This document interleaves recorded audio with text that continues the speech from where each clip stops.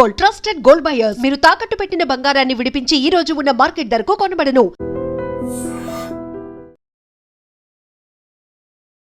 నమస్కారం, welcome to iDream media. నేను మీ సంగీత. మనతో అడ్వకేట్ కృష్ణకాంత్ గారు ఉన్నారు. ఫ్యామిలీకి రిలవెంట్గా ఉన్న కొన్ని క్వశ్చన్స్ అన్ని కూడా అడిగేసి లీగల్గా ఎలాంటి స్టెప్స్ తీసుకుంటే మనకు న్యాయం జరుగుతుంది అనేది ఆయన మాటల్లో అడిగి తెలుసుకునే ప్రయత్నం అయితే చేద్దాం. నమస్కారం సార్. నమస్తే అండి. సార్, ఇప్పుడు ఇద్దరు భార్యాభర్తలు ఉంటారు, వాళ్ళు కోర్టుకు వెళ్ళిపోతారు, మాకు విడాకులు కావాలి అని చెప్పేసి అడుగుతున్నా కూడా ఇయర్స్ పాటు కూడా ఆ కేసు అనేది ఇంకా కోర్టులోనే ఉండిపోతూ ఉంటుంది. 20 years అవ్వచ్చు, 15 years అవ్వచ్చు, అలా. ఎందుకని అక్కడ వాళ్ళు క్లారిటీగానే ఉంటారు కదా, మాకు విడాకులు కావాలి అని చెప్తున్నా కూడా ఎందుకని డిలే అవుతూ ఉంటుంది? ఇది సంగీత గారు, ఇవాళ రోజు మనం చూసుకుంటే ఇది ఇర్రివోకబుల్ డిఫరెన్సెస్ అని చెప్పి అంటాం మనం మన లీగల్ లాంగ్వేజ్లో. దాన్ని మనం తెలుగులో చెప్పాలంటే ఆ వివాహాన్ని ఇంకా పునరుద్ధరించలేరు, వాళ్ళిద్దరి మధ్య ఇంకా ఎటువంటి సామరస్యం లేదు, వాళ్ళ యొక్క మ్యారేజ్, ఆ పెళ్ళి ఏదైతే ఉందో అది పూర్తిగా వాళ్ళిద్దరి మధ్య ఫీలింగ్స్ కంప్లీట్గా చనిపోయినాయి. సో ఇంకా వాళ్ళ మ్యారేజ్ ముందుకు వెళ్ళలేదు అన్నదాన్ని ఇర్రివోకబుల్ డిఫరెన్సెస్ అంటాం. కానీ అన్ఫార్చునేట్లీ మన దేశంలో ఇది హిందూ మ్యారేజ్ యాక్ట్ ప్రకారం కానీ లేకపోతే స్పెషల్ మ్యారేజ్ యాక్ట్ ప్రకారం కానీ, హిందూ మ్యారేజ్ యాక్ట్ అంటే మీకు తెలుసు ఇద్దరు హిందువుల మధ్య జరిగిందని హిందూ మ్యారేజ్ యాక్ట్ కింద వస్తుంది ఆ పెళ్ళి. అదే స్పెషల్ మ్యారేజ్ యాక్ట్ అంటే ఇంటర్ రిలీజియన్ మ్యారేజ్, అంటే హిందూకి క్రిస్టియన్కి మధ్య, ముస్లిం క్రిస్టియన్ మధ్య, హిందూ ముస్లిం మధ్య, వీటిని స్పెషల్ మ్యారేజ్ యాక్ట్ కింద వస్తుంది. So HMA Hindu marriage act కిందను plus SPA SMA special marriage act, రెండిట్లోనూ ఇర్రివోకబుల్ డిఫరెన్స్ బేసిస్ మీద అదొక మ్యారిటల్ క్రూయల్టీ కింద పరిగణించి డివోర్స్ ఇచ్చే ఒక్క చట్టం మన దేశంలో లేదు. అదే వేరే ఫారెన్ దేశాల్లో మీరు యూఎస్లో కానీ యూకేలో కానీ వేరే కంట్రీస్లో చూస్తే ఇర్రివోకబుల్ డిఫరెన్సెస్ అనేది ఒక మేజర్ మ్యారిటల్ క్రూయల్టీ కింద పరిగణించి అక్కడ డివోర్స్ ఈజీగా ఇచ్చేస్తారు. బట్ మన దేశ సంస్కృతియే కానీ మన కల్చరే కానీ ఏదైనా కానీ ఇలా చిన్న చిన్న విషయాలకి డివోర్స్ ఇవ్వకూడదు అని మన ఎవరైతే ఆద్యులు అంతకుముందు చట్టాలు చేసిన వాళ్ళు ఉన్నారో వాళ్ళు అలా ఆలోచించి మన దేశ మ్యారేజ్ వ్యవస్థ, మన పెళ్లి వ్యవస్థని కొద్దిగా కాపాడాలన్న ఉద్దేశంతో డివోర్స్ అనేది ఈజీగా ఇచ్చే విధంగా కాకుండా ఆ ఇర్రివోకబుల్ డిఫరెన్స్ అనే దాని బేసిస్ మీద ఇది ఇవ్వడము, ఈ డివోర్స్ ఇవ్వడం అనేది లేదు మన చట్టాల్లో. సో కానీ ఇవాళ రోజు కానీ చట్టాలు అనేవి ఎప్పటికప్పుడు మారుతూ ఉంటాయి, అవి ఎప్పటికప్పుడు అమెండ్మెంట్స్ అవసరం, మార్పులు చేర్పులు అవసరం. ఎందుకంటే మారుతున్న కాలాన్ని బట్టి ఇప్పుడున్న కల్చర్, ఇప్పుడున్న ఈ ఫాస్ట్ లోకంలో ప్లస్ భార్యాభర్తలు ఇద్దరు చదువుకుని ఉన్నారు, ఇండిపెండెంట్గా ఉన్నారు, ఎవరి జాబులు వాళ్ళు చేస్తున్నారు. So what ever might be the reasons, వాళ్ళు కొన్ని గొడవలు అయినప్పుడు ఇర్రివోకబుల్ డిఫరెన్సెస్ అంటే వాళ్ళు కలిసి ఉండలేకపోతున్నారు. అది మనం చూస్తున్నాం. ఎందుకంటే నేనే యాజ్ అన్ అడ్వకేట్ చూస్తుంటే చాలా డివోర్స్ కేసెస్ చేస్తున్నాం. మేము ఫస్ట్ ఇనిషియల్గా ఎంత ట్రై చేసినా కలపడానికి, బట్ స్టిల్ వాళ్ళు కలవరు. ఇంకా అలాంటప్పుడు వాళ్ళు ఇంకా సపరేట్గా ఉంటాం మొదలు పెడతారు. కానీ ఇక్కడ ప్రాబ్లం ఏంటంటే సంగీత గారు, డివోర్సులు 2 రకాలు ఉంటుంది. ఒకటి మ్యూచువల్ కన్సెంట్ డివోర్స్, ఇంకోటి కంటెస్టింగ్. మన దేశంలో ఫాస్టెస్ట్ డివోర్స్ వచ్చి mutual consent divorce, hardly 6 months లోపల క్లోజ్ చేయొచ్చు ఇద్దరికి ఇష్టమైతే. అదే కంటెస్టెడ్ డివోర్స్ అనుకోండి, it is the longest battle. ఎందుకంటే కంటెస్టింగ్ డివోర్స్ అనేది మన దేశంలో లాంగెస్ట్ డివోర్స్ అనమాట. అది ఎప్పటికైతుందో ఎన్నేళ్ళు పడుతుందో మనం చెప్పలేం, because each case is different based on the factors. ఎందుకంటే కంటెస్టింగ్ డివోర్స్ అంటే ఏంటి, 2 పార్టీలు ఒక అభిప్రాయం మీద రాలేదు డివోర్స్ తీసుకోవడానికి, ఒకరికి ఇష్టం ఉంది ఒకరికి లేదు. సో అలాంటప్పుడు what ever might be the reasons, అవతల వ్యక్తి మ్యారిటల్ క్రూయల్టీ కోరుతున్నాడు, తిడుతున్నాడు, లేకపోతే చీటింగ్ చేస్తున్నారు, ఇలా రకరకాల రీజన్స్ వల్ల ఉంటుంది. సో వీళ్ళకి ఫైట్ చేస్తారు. వీళ్ళు ఎప్పుడైతే కంటెస్ట్ చేయడం స్టార్ట్ చేస్తారో అప్పటి నుంచి ఇంకా డివోర్స్ అనేది చాలా లాంగెస్ట్ బ్యాటిల్ అవుతుంది. ఆ 2 పార్టీస్ ఇంకా కోర్టులో చుట్టూ తిరగడమే సరిపోతుంది. అది చాలా బాధాకరమైన విషయం. ఇలా ఎన్నో ఏళ్ళు, 15 ఏళ్ళు, 20 ఏళ్ళు నడిచిన కేసెస్ కూడా ఉన్నాయి ఇవాళ రోజు, డివోర్స్ కేసెస్. సో దానికి అనుగుణంగా ఇవాళ రోజు అందుకని ఇర్రివోకబుల్ డిఫరెన్సెస్ ఉన్నవి, ఇర్రిట్రీవబుల్ డిఫరెన్సెస్ అంటే మళ్ళీ అసలు వీళ్ళిద్దరి మధ్య సామరస్యం అనేది కుదరదు, మ్యారేజ్ ఇస్ డెడ్ అంటే వాళ్ళ పెళ్ళి చనిపోయింది అక్కడ అన్న విషయాన్ని ఫ్యామిలీ కోర్ట్స్ కూడా గుర్తించి తొందరగా వాళ్ళకి ఈ విడాకులు మంజూరు చేస్తే, ఎందుకంటే వీళ్ళకి కూడా వేరే జీవితాలు ఉంటాయి కదా. ఇలా కోర్టు చుట్టూ 15 ఏళ్ళు 20 ఏళ్ళు, ఇప్పుడు మ్యారేజ్ చచ్చిపోయింది, వాళ్ళిద్దరి మధ్య ఫీలింగ్స్ లేవు, కానీ అలాంటప్పుడు ఇంకా సపరేట్గా ఉంటున్నారు 10 ఏళ్ళ నుంచి 15 ఏళ్ళ నుంచి. అలాంటప్పుడు ఇంకా ఏముంది అక్కడ యూజ్, అన్నేళ్ళ సాగదీయడం ఎందుకు? కేవలం ఇర్రిట్రీవబుల్ డిఫరెన్సెస్ అనేది మన చట్టాలలో లేదు కాబట్టి వాళ్ళు అన్ని రోజులు తిప్పడం అనేది చాలా బాధాకరమైన విషయం అనేది చాలామంది న్యాయవాదులు, న్యాయ నిపుణులు అనుకుంటున్నారు వాళ్ళు. మరి ఎందుకని సార్, అంటే అడ్వకేట్స్ అయినా కూడా ఒక స్టెప్ ఫార్వర్డ్ తీసేసుకొని కోర్టులో ప్రజెంట్ చేయడానికి ఉంటుంది కదా? అంటే అలా కాదండి, అదే నేను చెప్తున్నాను. See at the end of the day we are not law makers. మేము ఓన్లీ వాదించగలుగుతాం కానీ లాని మేము పాస్ చేయట్లేదు. Law has to be pass by the law makers. అంటే అది చట్టసభల్లో, ఇక్కడ పార్లమెంట్లోనూ, అసెంబ్లీలోనూ పాస్ అవుతాయి. సో ఈ అమెండ్మెంట్స్ చేయాలన్నా ఇప్పుడు హెచ్ఎంఏ యాక్ట్ని వీటిని అమెండ్మెంట్ చేయాలన్నా అది పార్లమెంట్లో అక్కడే పాస్ అవ్వాలి ఇవన్నీ. సో మన చేతిలో లేదు అది, మనం కేవలం కోర్టు వారిని అడగగలుగుతాం. దానికి ఇవాళ రోజు ఈ కేసెస్ ఇలాంటి కేసెస్ ఎన్నో ఏళ్ళ తరబడి ఫ్యామిలీ కోర్టులో ఓడిపోయి మళ్ళీ నెక్స్ట్ వాళ్ళు అపీల్కి వెళ్ళి హైకోర్టుకి వెళ్తారు, హైకోర్టులో కూడా ఓడిపోతే అప్పుడు సుప్రీంకోర్టుకి వెళ్తారు. సుప్రీంకోర్టులోనే ఇప్పుడు లేటెస్ట్గా ఈ విషయం మీద చాలా డిస్కషన్స్ అయినాయి. అండ్ సుప్రీంకోర్టు లేటెస్ట్గా చాలా జడ్జిమెంట్లు ఇచ్చింది. ఇలా మ్యారేజ్ ఎప్పుడో చచ్చిపోయింది, వీళ్ళిద్దరు వివాహ బంధం ఎప్పుడో చనిపోయిన వివాహ బంధాన్ని మళ్ళీ మీరు పునరుద్ధరించలేనప్పుడు అలాంటి వాళ్ళకి డివోర్స్ ఇచ్చేయండి, కింద కోర్టులో ఎందుకు ఇన్ని రోజులు టైం వేస్ట్ చేస్తున్నారన్న ఉద్దేశంతోనే సుప్రీంకోర్టు వాళ్ళ యొక్క స్పెషల్ డిస్క్రిషనరీ పవర్ ఆర్టికల్ 142 ఆధారితంగా వాళ్ళకి విడాకులు మంజూరు చేస్తున్న వైనాలు ఎన్నో చూస్తున్నాం ఇప్పుడు మనం. Supreme court special discretionary powers use చేసి వాళ్ళ రోజు అలాంటి వాటికి ఎన్నో ఏళ్ళగా వాళ్ళు విడిపోయి ఉన్నారు. కేవలం ఇర్రిట్రివబుల్ డిఫరెన్సెస్ అనేది మన చట్టాల్లో లేదు కాబట్టి వాళ్ళని అలా ఆపడం, వాళ్ళ డివోర్స్ ఇవ్వకుండా పెడతాం చాలా అన్యాయం అని చెప్పి సుప్రీంకోర్టు వరకు వెళ్తే కానీ సుప్రీంకోర్టులో అప్పుడు డివోర్స్లు వస్తున్నాయి వాళ్ళకి. సో ఇది చాలా ఒక విధంగా సుప్రీంకోర్టు అయినా అది గుర్తించి చేసింది. మన 71st law report of law కమిషన్కి కూడా ఈ ప్రతిపాదనలు పంపించారు. లా కమిషన్ ఆల్రెడీ దీని మీద ఆలోచన చేసింది ఈ చట్టం పెడదామని, బట్ ఎందుకు అది ముందుకు పోలేదు. ఇప్పుడు ముఖ్యంగా సుప్రీంకోర్టులో ఈ నవీన్ కోహ్లీ వర్సెస్ నీలం కోహ్లీ అనేది ఒక landmark judgment. First time అందులోనే సుప్రీంకోర్టు ఆర్టికల్ 142 ఉపయోగించి వాళ్ళకు ఒక డివోర్స్ ఇవ్వడం జరిగింది. 2006లో అయింది ఇది. ఎందుకంటే ఆ కపుల్ ఎప్పుడో 1975లో పెళ్లి చేసుకున్నారు, 1994 నుంచి విడిగా ఉన్నారు, లాస్ట్ 2006లో సుప్రీంకోర్టుకి వెళ్తే కానీ వాళ్ళకి విడాకులు దొరకలేదు. సో అదొక ల్యాండ్ మార్క్ జడ్జ్మెంట్. ఈ ముఖ్యంగా ఇలాంటి ఇర్రిట్రవబుల్ డిఫరెన్సెస్, వివాహం అనేది వాళ్ళ మధ్య చనిపోయింది కానీ వాళ్ళు ఎప్పటి నుంచో సపరేట్గా ఉంటున్నారు 2 ఏళ్ళుగా. అయినా కూడా వాళ్ళని బలవంతంగా కలపడానికి ఈ కోర్టులు ప్రయత్నించి వాళ్ళు సుప్రీంకోర్టు వరకు తీసుకెళ్ళింది.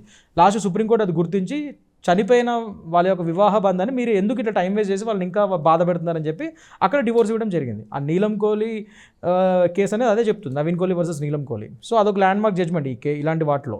దాని నెక్స్ట్ ఇప్పుడు లేటెస్ట్గా కూడా చాలా వచ్చినాయి. పూనం వర్సెస్ సురేందర్ కౌర్ ఇలాంటి కేసెస్ చాలా అయినాయి. ఈ పూనం వర్సెస్ సురేందర్ కౌర్ లాంటి కేసులు అయితే వాళ్ళు 19 ఏళ్ళ నుంచి సపరేట్గా ఉంటున్నారు, అయినా కూడా వాళ్ళకి డివోర్స్ రాలేదు. లాస్ట్ వాళ్ళు ఇదే సుప్రీంకోర్టుకి వెళ్తే సుప్రీంకోర్టు మళ్ళీ ఆర్టికల్ 142 వాళ్ళ పవర్ను స్పెషల్ డిస్క్రిప్షన్ పవర్ ఉపయోగించి వాళ్ళు డివోర్స్ గ్రాంట్ చేసింది. సుప్రీంకోర్టు అదే అంటుంది, ప్రతిసారి మీరు సుప్రీంకోర్టు వరకు వచ్చి మేము ఆ 142 ఆర్టికల్ మా పవర్ని యూజ్ చేసేంత వరకు మీకు డివోర్స్ రాకపోవడం ఏంటి? అసలు చట్టాల్లోనే కింద కోర్టులోనే మీకు అది వచ్చేయాలి. ఈ యొక్క ఇర్రివోకబుల్ డిఫరెన్స్ అనేది అది చట్టాల్లో అమలు చేయాలి. అది అమెండ్ చేసి మన చట్టాలని HMA act, Hindu marriage act కానీ ఎస్ఎంఏ కానీ స్పెషల్ మ్యారేజ్ యాక్ట్లో కానీ ఈ చట్టాన్ని పెట్టి ఇప్పుడు కొత్తగా అమెండ్మెంట్ చేసి పెట్టి కింద కోర్టులో ఫ్యామిలీ కోర్ట్స్లో మీకు ఇది వచ్చేస్తే బాగుంటుంది కదా అని సుప్రీంకోర్టు కూడా చాలాసార్లు కామెంట్స్ చేయడం. మరి ఫ్యామిలీ కోర్టు కానివ్వండి, హైకోర్టు కానివ్వండి, ఎందుకని ఈ స్పెషల్ దాన్ని ఎందుకు ఇన్వాల్వ్ చేయట్లేదు అంటున్నారు? సుప్రీంకోర్టు దాకా వెళ్ళేదాకా ఎందుకని హోల్డ్ చేస్తున్నారు? అంటే ఇక్కడ ఏమన్నా మనకు ప్రూఫ్స్ కానీ ఎవిడెన్సెస్ కానీ ఇవన్నీ సరిపోవట్లేదా, లేకపోతే ఎందుకోసం అని? నేను ఎగ్జాక్ట్లీ అదే అండి. ఇప్పుడు ఏంటంటే ఫస్ట్ ఆఫ్ ఆల్ నేను చెప్పినట్టు ఈ చట్టంలో లేదు అది. ఇర్రిట్రివబుల్ డిఫరెన్సెస్ అనేది ఒక దాని బేసిస్ మీద అది మ్యారిటల్ క్రూయల్టీ కింద పరిగణించి డివోర్స్ ఇవ్వడం అనేది మన చట్టాల్లో లేదు. చట్టాల్లో లేనప్పుడు ఫ్యామిలీ కోర్ట్స్ వాళ్ళందరూ అట్లీస్ట్ ఇవ్వలేరు కదా, అదే వాళ్ళ బాధ. సో అందుకని చట్టసభల్లోనే మార్చాలి అది. ఇప్పుడు ఇది పార్లమెంట్లోనే ఈ అమెండ్మెంట్ తీసుకురావాలి. అక్కడ అయితే కానీ ఇక్కడ కింద ఫ్యామిలీ కోర్టులో సుప్రీంకోర్టు మాత్రమే special discretionary power article 142 use చేసి చేస్తుంది. కానీ సుప్రీంకోర్టు ఏమంటుంది అంటే ఇన్ని ఏళ్ళు ఈ సుప్రీంకోర్టు వరకు అందరూ వెళ్ళలేరు కదా ఒకటి. ఇంకోటి సుప్రీంకోర్టు వరకు వెళ్ళారంటే ఎన్నో ఏళ్ళు జీవితం అక్కడ వేస్ట్ అయిపోతుంది. సో ఇక్కడ 19 ఏళ్ళు 20 ఏళ్ళు 10 ఏళ్ళు వీళ్ళు సపరేట్గా ఉండి లాస్ట్కి ఎప్పుడుకో వీళ్ళు డివోర్స్ వస్తే వీళ్ళ జీవితాలు కూడా నాశనం అయిపోతున్నాయి కదా.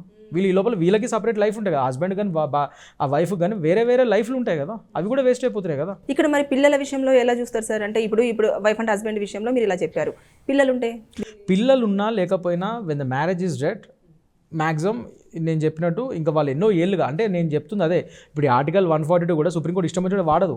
మినిమం 10 ఏళ్ళు దాటి చాలా ఏళ్ళు సపరేట్గా ఉంటున్నారని వీళ్ళు సాటిస్ఫై చేయగలిగితేనే కొన్ని కండిషన్స్ ఉంటాయి. ఇలా చాలా ఏళ్ళుగా వీళ్ళు సపరేట్గా ఉంటున్నారు, వీళ్ళిద్దరి మధ్య ఎటువంటి వివాహ సంబంధం లేదు అని వీళ్ళన్ని బలమైన సాక్ష్యాలు చూపించగలిగితేనే అప్పుడే సుప్రీంకోర్టు అలాంటి రేర్ ఆఫ్ ది రేరెస్ట్ కేసెస్లో ఈ ఆర్టికల్ 142 ఉపయోగించి ఇలాంటి డివోర్స్లు ఇస్తుంది. అదే కదా చెప్పేది.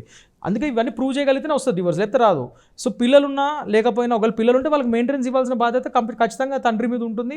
తల్లిదండ్రులు ఇద్దరు కలిసి ఆ పిల్లల్ని చూసుకోవాల్సిన బాధ్యత ఉంటుంది. ఒకవేళ వాళ్ళు విడిపోయినా 9 ఏళ్ళ తర్వాత కూడా డివోర్స్ అయినా కూడా పిల్లల బాధ్యత మాత్రం ఇద్దరు తల్లిదండ్రులకు సమానంగా ఉంటుంది. ముఖ్యంగా ఇప్పుడు తల్లి ఒకవేళ ఆమె జాబ్ చేయకుండా షీఈ్ అ హౌస్ వైఫ్ అనుకోండి, ఆమెకి అయిన అలిమోని లేకపోతే ఆమెకు కూడా మెయింటెనెన్స్ ఇవ్వడం అయితే కంటిన్యూ అవుతుంది. పిల్లల్ని అయితే ఖచ్చితంగా చూసుకోవాల్సిన బాధ్యత తండ్రి మీద ఉంటుంది. ఇద్దరు వర్కింగ్ అయితే they have to share the responsibility of the children, అదైతే నడుస్తుంది.